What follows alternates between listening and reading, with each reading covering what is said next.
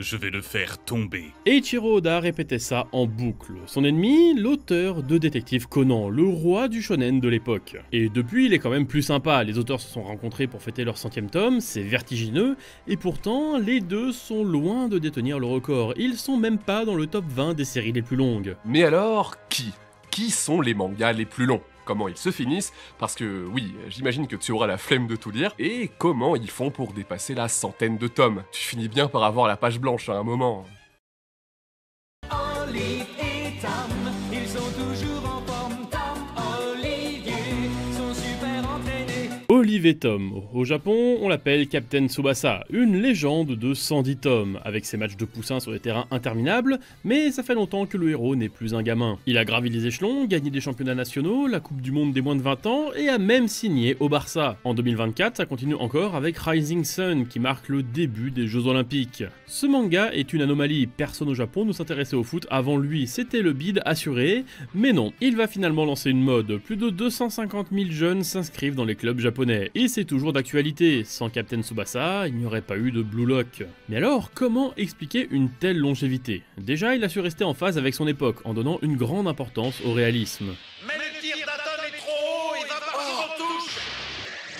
C'est incroyable, il y est. Oui bon ok, pas sur ce genre de truc, mais l'auteur s'applique à incorporer dans son récit plein de joueurs réels. Tsubasa a même déjà rencontré Zinedine Zidane. Le plus drôle, c'est que lui-même est fan du manga. Et ce n'est pas le seul. Messi, Neymar, Mbappé lui ont aussi déclaré leur amour. Ce dernier a même reçu son portrait dédicacé. La chance. Mais surtout, Captain Tsubasa compte sur une formule qu'on retrouve dans beaucoup de mangas à succès. Donner à son héros un objectif précis, mais suffisamment vague pour être étalé sur plusieurs dizaines de tomes. Et vous verrez, le roi des pirates, ce sera moi. C'est un classique des mangas de compétition de sport, ou n'importe quel autre loisir d'ailleurs. Le Mahjong par exemple, ça vous parle? Vous savez, le jeu sur lequel vos parents jouaient sur Windows XP? Eh bien c'est le sujet de Tenpai, 14e plus long manga de l'histoire. L'un des objectifs de Tsubasa, qu'on utilise depuis le début, c'est de gagner les Jeux Olympiques. Et en 2024, on y était presque, c'était le prochain arc prévu. Malheureusement, le manga s'arrête avant la fin, après plus de 40 ans de bons et loyaux services. Une décision frustrante, mais compréhensible. Pour vous l'expliquer, on va faire un détour par celui qui a inspiré Captain Tsubasa, Dokaben. Avec ses 205 tomes, c'est le second manga le plus long. On y suit un judoka raté qui se découvre un véritable talent pour le baseball. Ça vous rappelle quelque chose? C'est normal, l'auteur de Tsubasa en est un énorme fan. Seulement, la ressemblance s'arrête ici. Pas de technique surnaturelle, pas de move improbable, comme l'a dit le papa de Dokaben en interview. Je veux parler de baseball sans rien inventer. Il faut dire que ce mec en est un véritable passionné. Il a écrit plus d'une dizaine de séries sur le baseball, comme Abusan, manga qui se concentre sur la lutte d'un joueur tourmenté entre ses addictions à l'alcool et sa carrière sportive. 107 tomes, rien que ça. 24e manga le plus long, on peut dire que le boog était productif. Derrière tout ça, il y avait un objectif secret, faire s'affronter lors d'un grand tournoi tous ces personnages. C'est à ça qu'il dédie la partie finale de Dokaben. Et pour ça, il a fait se terminer toutes ces histoires au même point, une direction qu'il suit depuis les années 70, avec plus de 40 ans sur le Marvel Cinematic Universe. Finalement, Dokaben se termine en 2018. On retrouve nos héros des années plus tard en ligue professionnelle dans un match plein de nostalgie. Malheureusement, son auteur meurt quelques années plus tard en 2022, en ayant consacré sa vie entière à ses mangas. Pour l'auteur de Tsubasa, c'est un véritable électrochoc, son idole est décédée et lui-même n'est plus tout jeune. Il est temps de mettre fin à son manga avant que sa santé ne le rattrape. Il veut profiter de sa vie, mais il veut aussi donner à ses lecteurs la fin qu'il mérite. Dorénavant, il publie son manga sur les réseaux sociaux à son rythme sous la forme d'un storyboard. Tant que Tsubasa n'a pas atteint tous ses objectifs, il peut aller aussi loin qu'il veut, et qui sait, peut-être qu'il compte s'arrêter lorsque le Japon gagnera la Coupe du Monde. Ouais, je suis pas fan de ton idée. Suffit de voir comment ça a abîmé le papa de Hajime no Ippo. Impossible pour lui de terminer son œuvre, car il a toujours de nouvelles idées et qu'il ne veut pas décevoir. En démarrant un arc narratif, je ne sais pas forcément où je vais aller. Il arrive que certains arcs soient plus longs que prévu. C'est pour ça que c'est un peu difficile de prévoir une date de fin pour un manga comme Hippo. Pareil pour One Piece, ça n'était censé durer que 5 ans, mais ça a été sans cesse rallongé, au prix de la santé de son auteur. Les conséquences peuvent être lourdes. Heureusement, il y a d'autres moyens de faire durer un manga. Est-ce que vous vous êtes déjà demandé quel était le plus long manga du Jump? Désolé de vous décevoir, mais ça parle toujours pas de pirates. Avec ses 200 volumes au compteur, voici Kochikame, l'histoire d'un agent de police qui travaille dans un petit commissariat de quartier, et enfin, travail, c'est un grand mot, hein. Paresseux, immature, dragueur, toujours dans des affaires improbables, un anti-héros comme on les aime, avec toute sa bande de collègues. C'est un peu les Simpsons à la japonaise. On suit plus la vie d'un quartier et de ses habitants que les aventures l'aventure du héros. Près de 800 personnages secondaires qui reflètent l'évolution de la société japonaise. Une idole de la ville qui existe vraiment. Koshikame est une énorme référence au Japon. Son chapitre final a été si vendu qu'il a obligé le Jump à en faire une réimpression. Une première. L'histoire se termine sur une grande fête, rassemblant tous les amis que Ryotsu a rencontrés.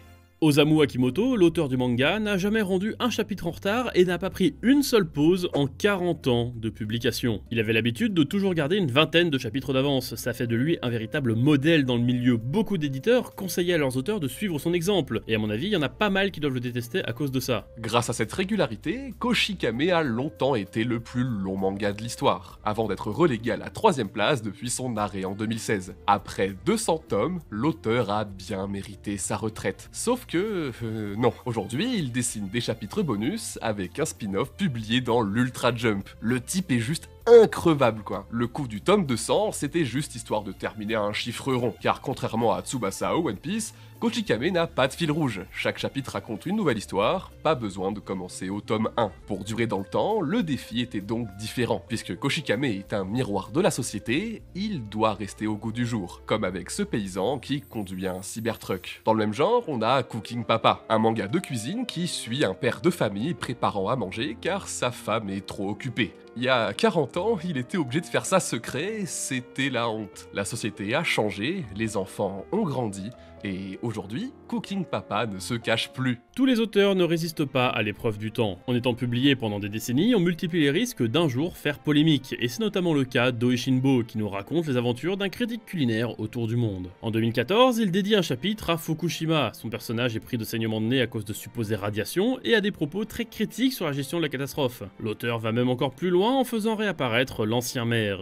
Résultat, le premier ministre Shinzo Abe prend la parole pour dénoncer de fausses informations, et sous la pression, l'éditeur met en pause la publication de la série jusqu'à nouvel ordre. Officiellement, le manga n'est pas arrêté, mais le nouvel ordre est attendu depuis plus de 10 ans. C'est impressionnant qu'il soit encore dans le top 20 des mangas les plus longs alors qu'il n'y a pas eu de nouveaux chapitres depuis. C'est à se demander la place qu'il occuperait s'il ne s'était jamais interrompu. Et puis cette formule a un autre défaut. Bien que les mangas dont on vient de parler sont à la fois les plus longs et parmi les plus vendus, ils sont assez inconnus chez nous. Et si la raison peut nous sembler nébuleuse, on trouve un élément de réponse de la bouche de l'éditeur de Naruto, Kosuke Yaagi. Car pour lui, toutes les œuvres ne peuvent pas être comprises par des étrangers à cause des différences culturelles, et celles-ci en font partie. Qui ici s'intéresse au quotidien d'un policier de quartier japonais? Qui pourrait même le comprendre? Beaucoup de situations banales pour lui nous sont complètement inconnues, et c'est pareil pour ce manga culte.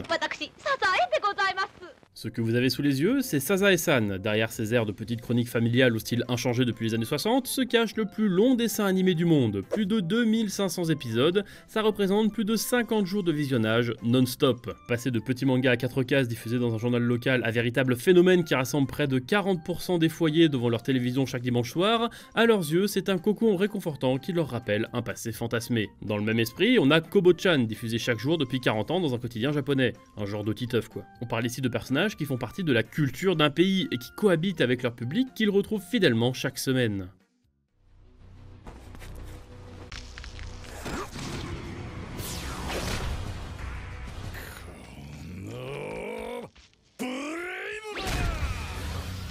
Qui est le plus fort entre un homme qui s'est entraîné pendant des années et un président qui a l'arme atomique à disposition? Eh bien, Baki a répondu à cette question. Beaucoup l'ont découvert en 2018, ça leur a donné l'impression que la série était récente, alors qu'absolument pas, c'est en fait le 6ème manga le plus long de l'histoire et il ne ressemble à aucun de ceux qu'on vient de citer. L'histoire d'un garçon qui rêve de devenir l'homme le plus fort du monde en battant son père, Yujiro, afin de gagner son respect et surtout pour venger la mort de sa mère qu'il a tué de ses propres mains. Ça ressemble à un objectif final sur lequel le manga pourrait se conclure, mais en une interview, l'auteur a confié qu'il n'y aurait sûrement jamais de fin. Je n'ai pas la sensation que Baki arrivera un jour à terme. Je continuerai donc de dessiner pour toujours. Pour être plus clair, je dirais que je dessinerai jusqu'à ma mort. Ça correspond bien à l'esprit du manga qui est toujours dans la surenchère, parce que c'est surtout ça Baki, un gros coffre à jouets. Son auteur prend de l'inspiration partout où il veut, que ce soit dans l'actualité, dans le sport, dans l'histoire, un peu comme un enfant qui fait s'affronter ses figurines de chevaliers avec des pirates. C'est un véritable passionné d'arts martiaux, toujours à la recherche de nouvelles techniques à dessiner, et tant qu'il aura des idées, il se renouvellera. Récemment, il a ressuscité une légende de l'escrime japonaise ayant inspiré le manga Vagabond. Un de ses plus grands jeux, c'est de montrer chaque nouveau président des États-Unis se faire humilier par Yujiro. Il a imposé à George Bush d'être son chauffeur, a fait s'incliner Barack Obama,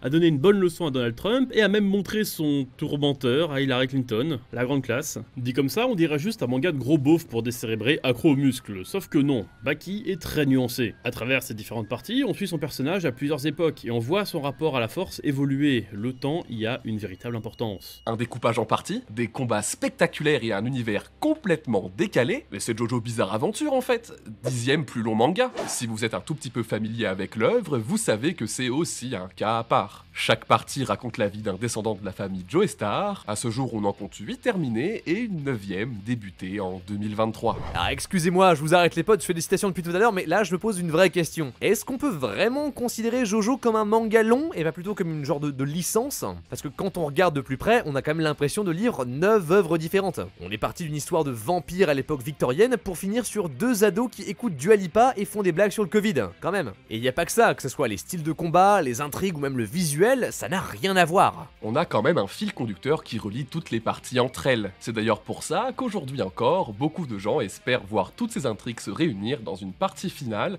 un peu comme dans Dokaben. Malheureusement, Araki ne semble pas être de cet avis. En 2004, au lancement de Steel Ball Run, il le disait déjà. J'ai dessiné Steel Ball Run comme la 7ème partie de la saga. Malgré ça, je préfère pas trop insister là-dessus. Enterrer complètement son travail du passé est selon moi une mauvaise habitude. Il est important de trouver un thème qui s'inscrit dans sa continuité. Araki a juste créé la formule parfaite. Il l'a étoffée pendant des années pour exploiter sa créativité de la meilleure des manières. Toutes ces idées, il les met dans Jojo, car il sait que c'est le meilleur moyen d'exprimer son talent, et si ça ne fonctionne pas comme il le veut, il casse les murs pour que ça rentre. Finalement, c'est juste un auteur qui se fait plaisir, et c'est très bien comme ça, parce que même après presque 40 ans d'existence, Jojo n'a jamais été autant en forme. Contrairement à beaucoup de mangaka, Araki prend beaucoup soin de lui. Il fait du sport, voyage pour trouver l'inspiration, ça lui permet de se ressourcer et de garder la forme et les idées au clair. Ça,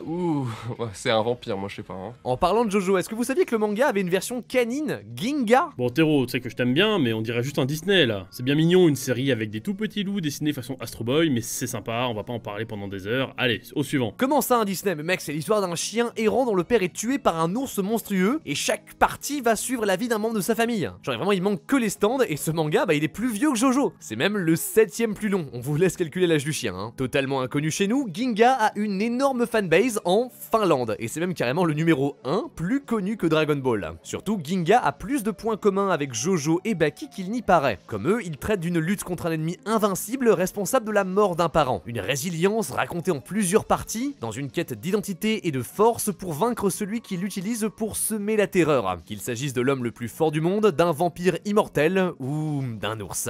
Ok, merci pour cette digression. On peut répondre à notre question de départ ? Donald Trump est en plein discours quand une détonation se fait entendre. En une poignée de secondes, la panique gagne la foule. La sécurité se jette sur le président, réalisant lentement ce qui vient de se passer. Il a été frôlé par une balle de sniper. À quelques centimètres de différence, le cours de l'histoire aurait complètement changé. Au milieu du chaos, un homme range tranquillement son matériel et quitte les lieux avec le sentiment du devoir accompli. Ne vous méprenez pas, tout ça n'était qu'une mise en scène. Car s'il avait vraiment voulu le toucher, alors il n'aurait pas raté sa cible. Son maniement des armes et son charisme sont sans pareil. Il a autant de conquêtes féminines que de cibles abattues. Froid, mystérieux, méthodique. Un conseil, ne vous tenez jamais dans son dos. Voici Golgo 13, le tueur à gages de tous les records. Alors oui, on croirait voir les actualités, et pourtant ce chapitre a été écrit il y a des années. La coïncidence est complètement folle. Avec ses 213 tomes, Golgo 13 est le plus long manga de l'histoire, fêtant bientôt ses 56 ans. C'est un des premiers représentants du Gekiga, un genre plus adulte que ce qu'on avait l'habitude de voir à une époque où tout était beaucoup plus rond et lisse à l'image du travail d'Osamu Tezuka. On est alors dans les années 60, en pleine guerre froide. La fascination des armes, des assassinats politiques et des espions est encore plus présente que jamais, surtout au cinéma avec un James Bond encore jeune. Et justement, Takao Saito, jeune mangaka, est chargé d'adapter les aventures de l'espion britannique, et résultat, il tombe complètement sous son charme. Il faut dire que si ce genre d'histoire cartonne auprès du public, c'est grâce à leurs héros. C'est rassurant d'avoir des figures de justice qui affrontent les menaces du monde entier. Quelques années plus tard, il s'en inspire pour créer Duke Togo, un sniper d'élite qui élimine les pires criminels en échange de sommes incroyables. L'histoire aurait pu s'arrêter à la chute du mur de Berlin plein, mais ce qui fait la longévité de Golgo 13, c'est d'avoir réussi à s'adapter. Plusieurs fois, l'auteur a inséré son héros dans les grands événements, en le faisant rencontrer des personnages historiques comme Bill Clinton, Nelson Mandela ou encore Lady Di. Ce qui en fait le manga de tout leur corps, c'est aussi la méthode de travail de son auteur, un des premiers mangaka à avoir engagé des assistants pour créer sa propre société de production. Très inspiré par le cinéma, il se voyait plus en réalisateur de films qu'en mangaka, et c'est comme ça qu'il a eu l'idée de partager le travail, jusqu'à ne plus réaliser que le storyboard. Ça lui a permis de produire de nombreux mangas, dont Onihei Onkacho, un récit historique adapté de nouvelles cultes qui compte pas moins de 120 tomes. Malheureusement, Takao Saito nous quitte en 2021, seulement quelques mois après que son manga soit officiellement devenu le plus long de l'histoire. Mais pour Golgo 13, l'aventure n'est pas finie. Saito l'avait déjà décidé avant, son personnage appartient à ses lecteurs, et il doit continuer à vivre sans lui. C'est à son studio de prendre le relais, et qui sait, peut-être qu'il sera le premier manga à atteindre les 300 tomes. C'est dingue de se dire que Golgo 13 a survécu plus de 50 ans sans prendre une ride. Vous pensez que les gosses qui l'ont découvert à ses débuts le lisent encore aujourd'hui? Des enfants, ça fait longtemps qu'ils n'en sont plus. Ils ont grandi, sans doute fondé une famille, ont peut-être arrêté les mangas, ou bien transmis leurs préférés à leurs propres enfants, qui ont peut-être lu le dernier match de Dokaben avec émotion. Certains ne sont peut-être même plus de ce monde. Parce qu'en effet, les mangas que vous lisez, bah mine de rien, ils vous forgent, ils développent chez vous des traits de caractère, une personnalité. Et c'est pour ça que dans ma bibliothèque, il n'y a presque que des mangas que j'ai vraiment envie de transmettre, qui sont vecteurs de valeurs que j'estime importantes. Le manga, c'est un peu comme un ami d'enfance qu'on retrouvait chaque semaine qu'il vente ou qu'il neige. Il sera toujours présent pour nous, que vous l'ayez connu dans ses premières heures, peut-être même perdu de vue, il sera toujours un chapitre dans votre propre histoire.